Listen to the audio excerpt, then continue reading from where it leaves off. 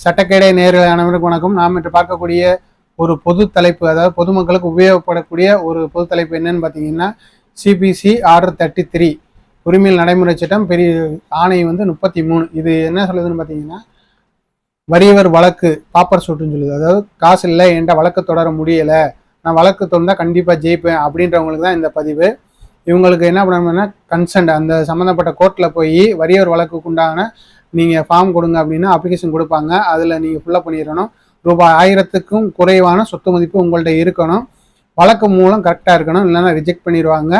1000க்கு மேற்பட்ட சொத்து வச்சுருந்தீங்கனாலும் ரிஜெக்ட் பண்ணிடுவாங்க, போட முடியாது. சப்போஸ் இதெல்லாம் நீங்கள் கரெக்டாக கொடுத்தீங்கன்னா உங்கள் வழக்கு கோப்புக்கு எடுக்கப்பட்டு நடந்துக்கிட்டு இருக்கும். நடந்துட்டு நீங்கள் ஜெயிச்சிங்கன்னா ஃபர்தராக உங்கள்கிட்ட இருந்து நீதிமன்ற கட்டணத்தை வசூலிச்சுவாங்க. இதர செலவுகள் வழக்கறிஞர் ஃபீஸும் மற்றபடி ஜெராக்ஸ் எடுக்கிற போக்குவரத்து செலவு இருக்கும்.